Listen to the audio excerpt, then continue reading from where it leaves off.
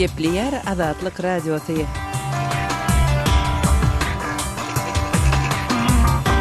Akşamınız hayırlı bolsun hormatly radio dinleyijiler. Şuun 2016-njy ýylyň 7-nji apreli hepdeniň penşenbe güni. Habarlar gündeliginde Pragadaky studiýadan men Gözel Hudaýberdiýew alyp barýaryn. Şuňky programmamyzda Azerbaýjan Daglyk Garabag regionunda Ermenistan tarapyndan goldanýan separatistleri ok atyşygy bes etmek baradaky ulalaşygy bozmakda aýplady. Probably Azerbaijan is the most interested party for the peaceful settlement. Türkmenistanda mezuri däkme detatynda öndürilýänligi aýdylýan paxtanyň we paxta önümleriniň daşary ýurt bazarlaryna çykarylmagynyň garşysyna resmi şikayet arzasy ýazyldy. Türkmenistan dünýäde paxta eksporty boýunça 7-nji orunda durýar we Türkmen hökümeti paxta öndürmek üçin mezuri däkmeti ulanýar diýip Washingtondan ýaýratylan habarda aýdylýar. Aşgabatda geçirilen tigirli ýöriş käbir hökümet edaralarynyň işini bökdedi. İşgärler işten boşadylýar, edaralarda iş ýakdy diýenler. Şu gün biz bu we beýleki temalarda jekmejek durup geçeriz. Programmamyzyň esasy bölegine başlamazdan ozal täzelikler bilen tanyş bolun. Azerbaýjan Daglyk Garabag regionunda Ermenistan tarapyndan goldanýan separatistleri ok atyşygy bes etmek baradaky ulalaşygy bozmakda aýplady. Azerbaýjanyň Gorunmak ministrligi 7-nji aprelde ýaýradan beýannamasynda separatistleriň soňky 24 sagatda ýaraşygy 119 gezek bozonlugyny aýtdy. Gorunmak ministrliginiň ýene bir beýannamasynda Ermenistanyň göçleriniň Azerbaýjanyň Naxçıvan eksklawyny ençeme gezek oka tutanlygyny habar berdi. Naxçıvan Ermenistanyň, Iranyň we Türkiýanyň arasynda ýerleşýär. 5-nji aprelde ok atyşygy bes etmek barada ulalaşyga gelineli bäri Azerbaýjan we Daglyk Garabagdaky separatistler kontakt liniýasyndaky ýagdaýyň dartgynly bolunlygyny emma asudalygyň saklanýanlygyny aýtdylar. Baku we Yerevan Daglyk Garabag boýunça konfliktli ýagdaýda galýarlar. 2-nji aprelde başlanyp 4 günläp dowam eden söwüşler esasan Ermeni ilatly Daglyk Garabag 1990-njy ýyllaryň başynda bolan uruşdan soňky döwürde iň zorlukly ýagdaýy baştan geçirdi.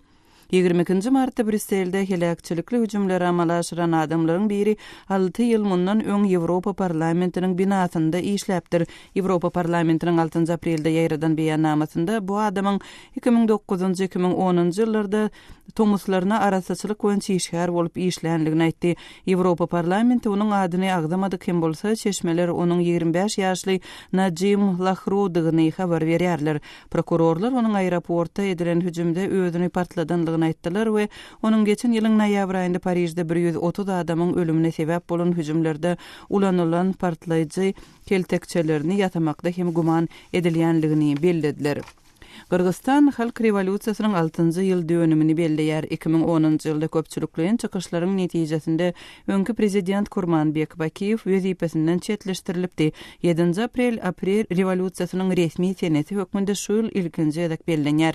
Ýüzlerçe adam şol sanda revolüsiýada wepat bolanlaryň garyndaşlary we ýurt resmileri Bişkegiň golaýyndaky ýadygarlygyň öňünde geçirilen ýörite çäre gatnaşdylar. 2010-njy ýylyň 7-nji aprelinde Bişkekde hökümete garşy geçirilen köpçülikliň protestler zorlugy öwrülipdi. Howpsuzlyk güýçleri şonda 100 çemeti adamy atyp öldüripdi. Bakiýew ýurdy gyssagly terk edipdi. 4-nji aprelde prezident Atambayew öz fermany bilen 7-nji aprel milli bayramçylyk hökmünde ikrar etdi. Panamanyň prezidenti ýurdyň maliýe işlerini senetmek boýunça komissiýa döretme urunda çäre görýär. Munyň öňü terasynda Panamanyň kanunçylyk boýunça iş alyp barýan şirketiniň dünýä liderleriniň ençemesini oňoýsuz ýagdaýa salan dokumentleriniň üstü açyldy. Panamanyň hökümeti Daşary işler ministrliginiň üstü bilen içerki we daşary ýurtly bilermenleriň gararsız komissiýasyny döredir. Biziň häzirki tejribelerimiziň kämilleşdirilmegi, beýleki ýurtlar bilen paýlaşyljak çäreleriň kabul edilmegi we maliýe hem kanun sistemalarynyň aýdynlygynyň güýçlendirilmegi teklip ediler diýip 6 aprelde prezident Juan Carlos Varela aýtdy. Panama dünýäniň baş we tanymal şahsiýetleri üçin salgyt ýeňilligi boýunça dokumentleri taýýarlayan Mossack Fonseca kompaniýasynyň 11,5 million dokumentiniň paş edilmeginiň ýa-ni ykdysady hyzmatdaşlyk we ösüş boýunça gurama tarapyndan berk tanqid edildi. Türkmenistan durmuş gurmak hakyndaky şahadatnamany almagyslayan Islendik raýatyň WIC testinden geçmegini talep edýän kanuny kabul etdi. kanuna laýaklykda spid keteline sebäp bolýan WIC virusy tapylan islendik adama durmuş hurmak hakyndaky şahadatnama berilmeýär. Döwletiň gözegçiligindäki medianyň 6 aprelde habar bermegine görä kanun sagdyn maşgalalary döretmek we WIC ýokaşan çağılaryň dolmagynyň öňüni almak maksatly kabul edilipdir. Şeýle-de täze kanun neşe ulanjylary zähmet wizasyny soraýan daşary ýurtlulary, tutsagylary we gan tapşyrýan donorlary WIC synagyndan geçirmegi göz öňünde tutýar. Awtoritar Türkmenistan ýurtda WIC infeksiýasy bilen bagly ýagdaý barada köpçüligi az maglumat berýär. Prezident Gurbanguly Berdimuhammedow tarapyndan gol çekilen kanunyň esasynda hökümet spid bilen kesellenleriň muht bejerilmegine kepil geçýär. 2002-nji ýylda Türkmenistanyň Saglyk ministrligi ýurtda WIC bilen bagly iki wakanyň bolanlygyny eglan edipdi. Hormatly radio dinleýijiler, siz täzelikleri dinlediňiz. Gepliýär Azatlyk radiosy habarlar gündeligimizde başlaýarys. Azerbaýjan Daglyk Garabag regionunda Ermenistan tarapyndan goldanýan separatistleri ok atyşygy betetmek baradaky ulalaşygy bozmakda aýplady. Azerbaýjanyň Gorunmak ministrligi 7 aprelde ýaýradan beýannamasynda separatistleriň soňky 24 sagatda ýaraşygy 119 gezek bozanlygyny aýtdy. Konfliktdäki taraplaryň ok atyşygy toktatmak barada 5 aprelde gelen özara ulalaşygynyň berja edilişi barada kärdeşim Sehra maglumatyny dinläli. Azerbaýjan özüniň Daglyk Garabag sebitinde Ermenistan tarapyndan goldanýan separatistleri ok atyşygy betetmek barada baglaşylan özara ulalaşygy bozmakda aýplaýar. Azerbaýjanyň Gorunmak ministrliginiň 7 aprelde ýaýradan beýanatynda separatistleriň ok atyşygy betetmek baradaky ulalaşygy soňky 24 saatyň dowamynda 119 gezek bozanlyk aýdylýar. Mundan başda Azerbaýjanyň Gorunmak ministrligi Ermeni güýçleriniň öz ýurdunyň Naxçıvan sebitindäki birnäçe etrawyna od açandygyny öňe sürýär. Naxçıwanyň töweregini Ermenistan, Eýran we Türkiýe döwletleri gurşaýar. Ortiýetiň we Eýranyň daşary işleri ministrleri azeri kärdeşler bilen duruşup, şu gün ýagny 7 aprelde Bakuda ýaňy ýakynda ýüze çykan ýowuzlyklaryň möwjemeginiň öňüne almak üçin tagalla edýärler. Ortiýetiň premier ministri Dmitri Medvedewiň hem şunyň dowamynda Ýerewana barmagyna garaşylýar. Azeri daşary işler ministri Elmar Mamedýarow 7 aprelde çykyş edip, Ermenistan tarapyndan goldanýan Daglyk Garabagda emele konfliktiň häzirki ýagdaýyny saklap galmak kabul ederlikli däl. Sebäbi bu regionda dartgynlygyň gutulgusyz möwjemegine alyp barar diýdi. Probably Azerbaijan is the most interested party for the peaceful settlement. Azerbaýjan paraxçylygyň urnuşdyrylmagy we paraxçylyk keplesikleriniň amala asyrylmagyna iň köp islegli tarap bolsa gerek. Ýöne bize territoriýamyzyň basyryp alynandygy nukdaý nazarynda netije gerek. 1993-nji ýylda Birleşen Milletler Guramasynyň Howpsuzlyk Geňesi Azerbaýjanyň basyryp alynan territoriýalaryndan Ermeni gusunynyň derhal we sertsiz çykarylmagyny çağırsa edýän rezolýusiýany kabul etdi. Gynansak da sondan bäri 20 ýyldan gowrak wagt geçdi. Emma basyryp alynan territoriýalar barada gurrun edenimizde henisem öňkü ýagdaý saklanyp galýar. It's more than 20 years passed, but we still have the same picture when we're talking about the occupied territories. Diýip Mamedýarow belledi. 5 aprelde sebitde ok atyşygy betetmek baradaky ulalaşyk güýje giren bäri Azerbaýjan we Daglyk Garabagdaky separatistler Arçak liniýasynyň dartgynly ýagdaýdadygyny emma umuman asudalygyň saklanýandygyny aýdypdylar. 2 aprelden bäri Azerbaýjan bilen Daglyk Garabag sebitindäki separatistleriň arasynda 4 gün dowam eden çaknyşyklardan soň ok atyşygy betetmek barada ulalaşyldy. Şol çaknyşyklar soňky 10 ýylyň dowamynda Daglyk Garabag sebitinde ýüze çykan iň ýowuz waka boldy. Daglyk Garabag sebiti sebäpli Baku bilen Ýerewanyň arasynda ençeme ýyldan bäri dartgynlyk dowam edýär. 1990-njy ýyllaryň başynda bolan uruş döwründe Ermenistan tarapyndan goldanýan separatistler Azerbaýjanyň ilatynyň aglabasy ermenilerden ibaret Daglyk Garabag sebitini basyp alypdy. Şonu 30 000 adam öldürilipdi. Konflikti çözmek uğrundaky diplomatik tagallalaryň netijesinde şol döwürde uly bolmadyk öňe gidişlik gazanylyp, uruş hereketleri durdulypdy. Kärdeşim Sehranyň maglumatyny dinlediňiz.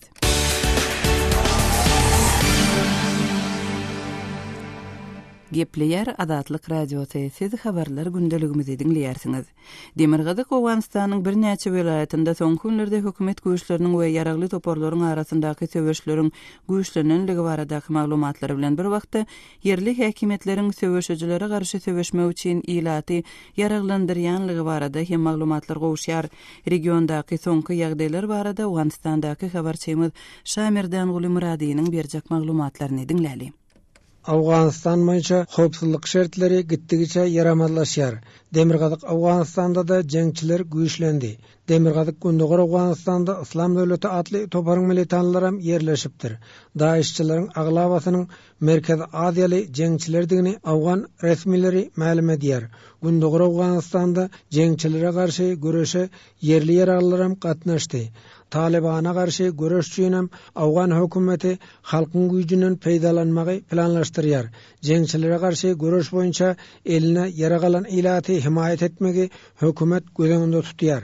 Awganystanyň prezident administrasiýasynyň sözçüsi Dawahan Menapalyň Adatlyk radiosyna aýtmagyna görä, prezident gany jeňçilere garşy göreş boýunça halkdan ýygyderli kömek sorap gelýär. Ýöne jeňçilere garşy göreş üçin eline yaragalyan yerli yaraglylaryň Awgan güýçleriniň düzüminde hereket etmegi şertdir. Jeňçilere garşy göreş üçin baş götüren yerli yaraglylary hökümet goldamaga taýýar. Şonuň üçin ýöreýte bir täze programmanyň üstünde işlenýär. Raýat adamlaryň jeňçilere garşy ayaga galmagy ören netijeli boldy. Niňer har welaýatynda yerli yaraglylar Islam döwleti atly toparyň militanlaryna uly zarba urdy. Talib söwüşçilerine garşy şu tejribäni ulanmagy döwlet öňledi. Jeňçilere garşy Awgan güýçleri bilen yerli yaraglylar mundan bölek meýletin göreşer. Yerli yaraglylary hökümet ok yarag bilen üptineder. Jeňçilere garşy göreşýän yerli yaraglylara biraz aýlygam tölenir dip sözçi aýtdy. Afganistan Jamhur Reis har awraz prolas banyrjak tewişi Afganistan düşmananyň per hilaf bandi raport. Awganystanyň durly sebitinde jeňçilere garşy göreşýän RBK atly yerli yaraglylar öňlenen bar. Yerli yaraglylaryň halky gynamalara duçar edýändigini bilermenler aýdýar. Yerli yaraglylaryň halkdan pul toplap alýandygyny we asuda ilata azar berýändigini öňe sürýär. Emma döwlete agrarly RBK atly yerli yaraglylaryň halky ýanaýandygyny Menapal ýalana çykardy. Yerli yaraglylaryň hökümet güýçleriniň kontrolunda hereket edýändigini ol belledi. هغه کسان چې مقاومت کوي هغه مو په خپلو صفوفو کې بسیج کړي او هلته مو تنظیم کړي دي. Awganystanyň syýasy partiýalarynyň geňeşi bekanun yaragaly toparlaryň döredilmegine garşy çykdy. Şeýle yaragaly toparlaryň gelecekde Awgan häkimiýetine kynçylyk döretjekdigini syýasy partiýalaryň geňeşiniň agzasy Ahmet Ferzat aýtdy. Ýurdun durlurgyňda käbir taraplar raýat adamlara yarag paýlaýar. Bu ýagdaýyň öňüne almak üçin döwlet çäre görmelidir. Halky yaraglandyrmak meseleniň çözgüdi däl diýip Ferzat aýdýar. توزيع صلاة در بعض نقاط کشور و شدت نگرانیم. دولت در این زمینه Awganystanyň Goranmak ministrliginiň sözçüsi Muhammed Ratmeniş bolsa jogapkarsyz adamlara yarag berilmeýändigini aýtdy. RBK atly yerli yaraglylaryň ýurdun milli howpsuzlyk goragy gullugy tarapyndan resmi taýdan hasaba alınýandygyny Ratmeniş nagtady. هذا كسان غير منظمة طلبان أخلي أو Demirgazyk Awganystanda hem RBK atly yerli yaragly toparlar hereket edýär. Türkmen yaraglylara jeňçilere garşy göreş alyp barýar. Ýöne türkmen yaraglylarynyň köpsine hökümet kömek etmeýär. Ok yaragy özleriniň öz puluna satyn alýandygyny olar aýdýar. Yerli türkmen yaraglylaryny ilat goldaýar. Şaýmardan Gulymurady, Kabuldan Adatlyk radiosu. Gepleyer Adatlyk radiosu siz habarlar gündeligimizi dinleýärsiňiz. Häzir bildirişmedi siziň dikkatiňize hödürleýäris. Hormatly dinleyijiler, Adatlyk radiosu elektron posta orkaly iýerilýän hepdelik nesirlerini çap edip başlaýar. Hepdelik nesirlerimiziň özüňize iýerilmegini isleseňiz, bize öz elektron postaňyzyň adresini ýolla. Öz adreslerinizi metduat, e-mail belgisi gmail.com adresimize, şeýle-de Moskwadaky telefon nomerimize SMS orkaly iýerip bilersiňiz. Telefon nomerimiz 7-926 236 04 55. Telefon nomerimizi gaýtalaýaryn. 7-926 236 04 55. Azatlyk radiosynyň elektron posta arkaly iýerýän hepdelik nesirlerine ýazylmagy gijikdirmä.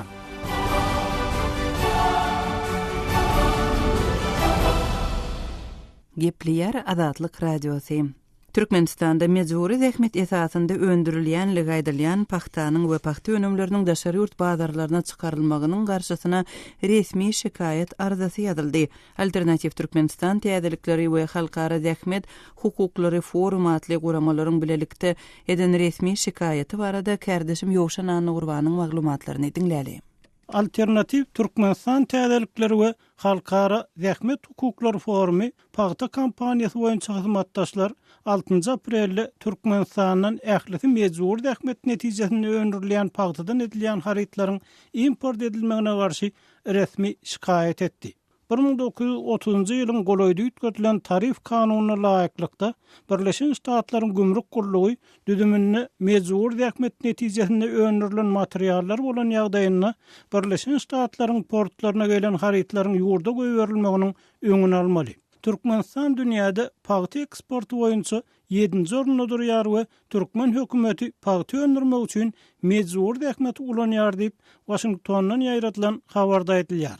Türkmen hökümeti ýylda daýhanlary paxta öndürmek boýunça berilen planlary doldurmagy mejbur edýär we müňler çyraýaty temmi berilmek kopasyny paxta ýygmaga sürýär diýip Alternativ Türkmenistan täzelikleri bilen halkara zähmet hukuklary forumynyň resmi şikayetyny aýdylýar. Şeýle-de şikayetde aýdylmagyna görä hökümetiň mejbur zähmet ulanmagy türkmen raýatlarynyň esas hukuklaryny milli we halkara kanunlary bodýar. Korrupsiýa giň ýol açýar.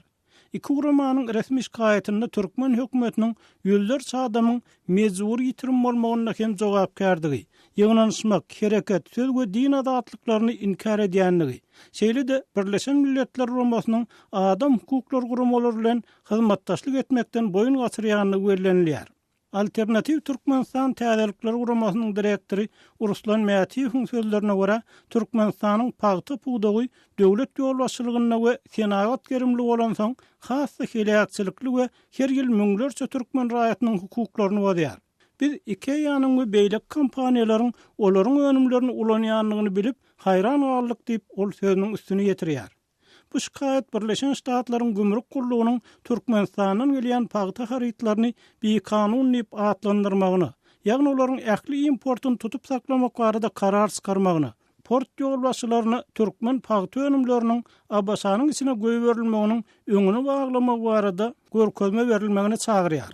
Tarif kanunynyň berkidilmegi boýunça golaýda geçirilen reformalar bilen Kongres we Prezident Birleşen Ştatlaryň mejbur zähmet netijesinde öndürilen islerini karydyň importyny gadagan etmekligi çynlykay garaýanyny açyk aýdyn etdi diýip Halkara Zähmet Hukuklary Forumynyň kanun we siýaset direktori Erik Gottwald aýdýar. Biz Abbasanyň gümrük gurulugynyň dol derine geçirip Türkmenistanyň gelýän paxta harytlarynyň importyny netijelik gadagan etmegine garaşýar diýip ol sözüniň üstüne ýetirdi. Gepiň erdisine aýdylsa, Türkmenistanyň daýhanlaryň şol sanyny okuwçylaryň, studentleriň we büdjet edaralarynyň işgärleriniň paxta planyny doldurmaga mejbur edilmegi we bu puwdakda giň aýranlyk aýdylýan artdyryp ýazmalar öz göz başyny Sowet ýyllaryndan alyp gaýdýar we esteriň soňky ýyllaryna Moskwada paxta işleýän ul jenaýat işiniň açylmagyna sebäp bolupdy. Kärdeşim Ýowşan Anugurwanyň maglumatyny dinlediňiz.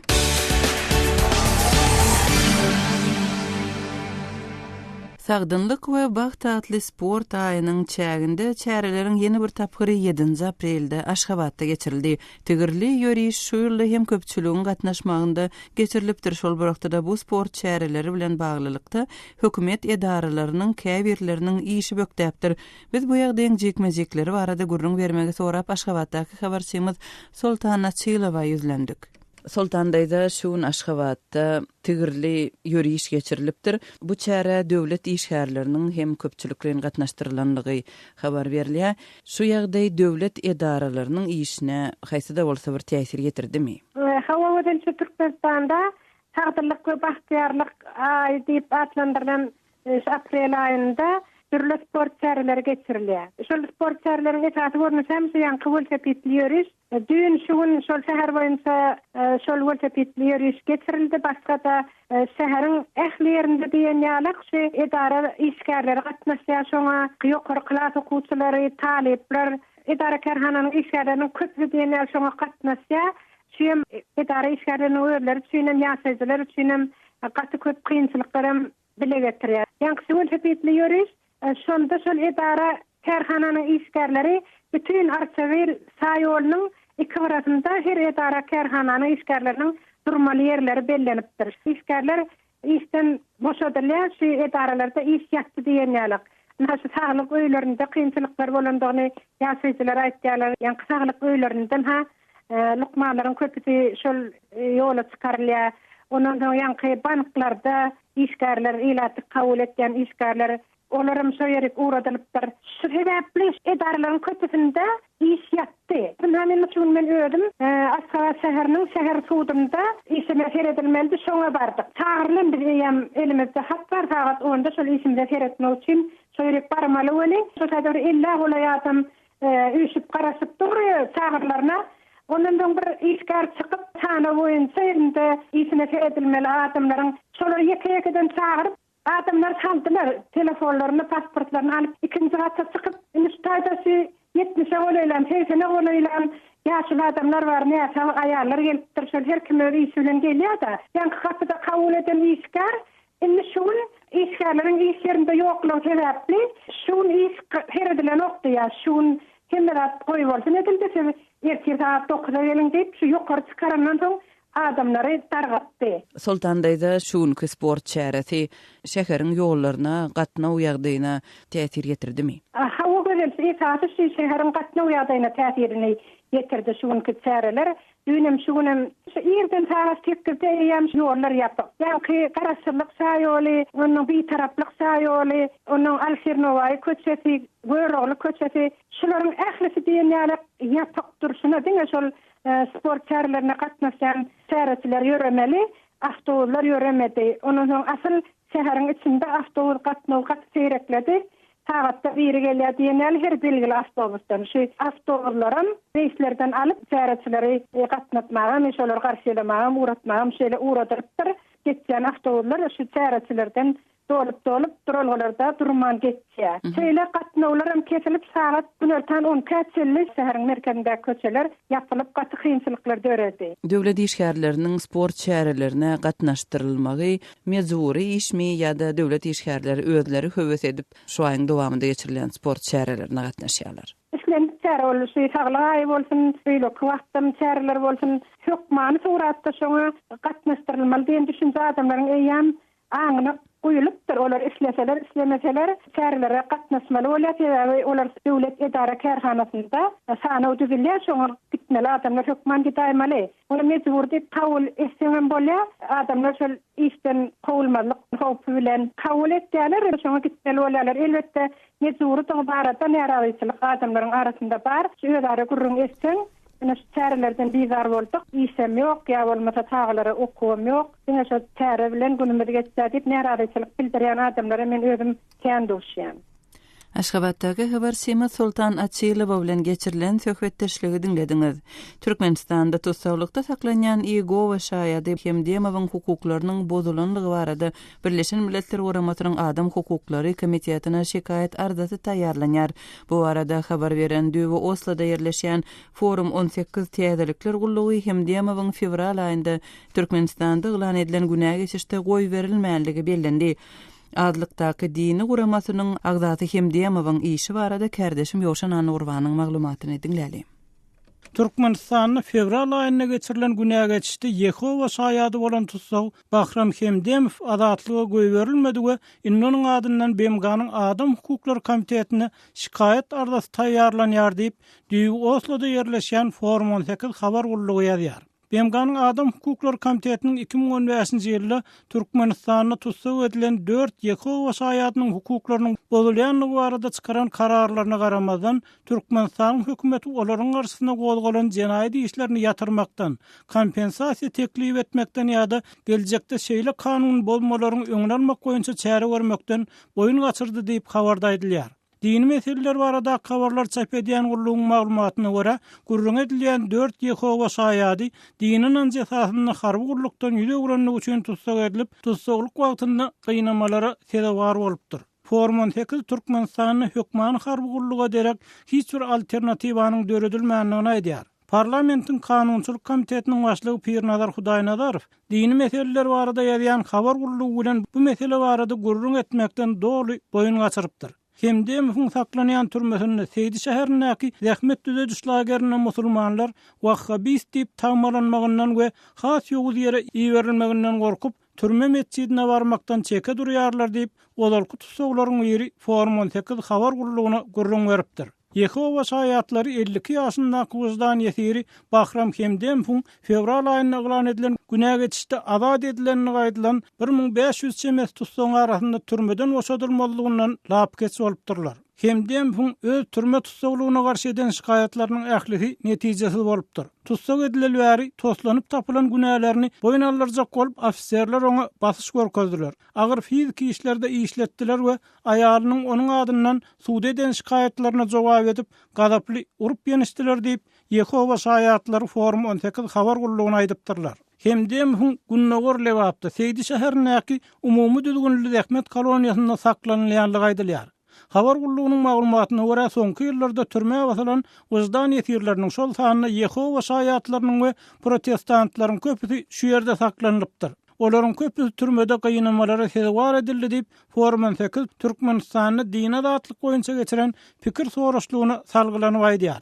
Birleşen Milletler Romasynyň Adam Hukukları Komiteti 2015-nji ýylyň martyna we oktýabryna Türkmenistanyň dini naşlary esasynda hökmany harby gurulukdan ýüze uran 4 raýatyň Zafar Abdullaýewiň, Mahmud Hudaýbergenewiň, Ahmet Hudaýbergenewiň we Sünnet Japparowyň hukuklarynyň bozulanlygyny aýtdy. Şeýle-de olaryň kelleleri gaýta-gaýta diwar urulyp gynalanlygy we munyň üçin hökümetiň bejeriş çäreleri bilen üpjün etmeligi aýdyldy. 5 aprelde Türkmenistanyň Daşary işler ministrligine Forum 18 habar gurulugy bilen bu 4 raýatyň hukuklary we şunyň ýaly beýlek hukuk bozulmalarynyň öňüne almak barada gürleşmek üçin hiç kim tapylmandyr.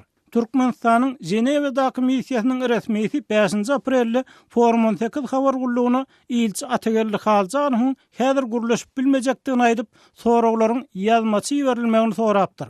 Emma habar gurulugynyň şol güniň özünde ýazyp beren we hukuklary bozulan 4 raýat hökmany harby gurulugyň ýerine alternatiw gurulugyň döredilmezligi, şeýle hukuk bolmalaryň öňüne almak üçin geljekde görülmeli çäreler barada beren soraglaryna Türkmenistanyň Şweýsariýadaky missiýasyndan iş gününiň ahyryna çenli hiç bir jogap berilmändir. Şeýle-de Forum 18 habar gurulugy Türkmen parlamentiniň 26 martda din we dini uýmak adatlygy hakyna täze kanuny kabul edenligini, emma onuň tekstiniň 5 aprelde çenli çap edilmänligini habar berýär. Kärdeşim Ýoşan Nurwanyň maglumatyny dinlediňiz. Türkmenistanyň prezidenti ýurtda ýaşlar üçin bilimiň muhtem el ýeterlidigini aýtdy. Sizin pikiriňizçe hakykatda ýagdaý nähili? Hormatly radio dinleýijiler, Azatlyk radiosynyň şu gün orta atan bu sowalyna öz pikirleriňizi ma'lum etmek üçin Azatlyk radiosynyň azathabar.com websaýtyna, şeýle-de Facebookda Azatlyk radiosy we Wkontakte sosial ulgamynda Azat habar sahypalarymyza tesvir ýazyň. Azathabar.com websaýtymyza Türkmenistandan derweden okutnet ýa-da garawum.info proxy saýtlar arkaly girip bilersiňiz. Biz bilen telefon arkaly hem habarlaşyp bolýar.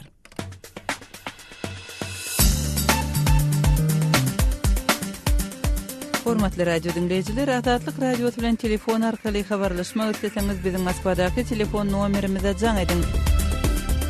Nomerimiz 7-926-236-04-55. Jaň edeniňizde size awtomatik görnüşde gyýtgy bildiriş eşitdiler. Ondan soň siz öz meseleňizi ma'lum edip bilersiňiz. Size jaň etmegimizi isteseňiz hökman öz telefon nomeriňizi aýdyň. Biz gyýtgy wagtda siz bilen habarlaşarys. Azatlyk radiosynyň telefon nomeri 7-926-236-04-55. Şu nomere SMS hem ýollap bolýar. Azatlyk radiosu sizin jaňlaryňyza garaşýar.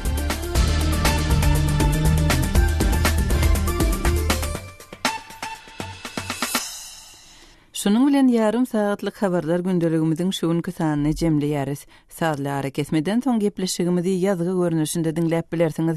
Azatlyk radiosynyň efir tolkunlarynda galyň.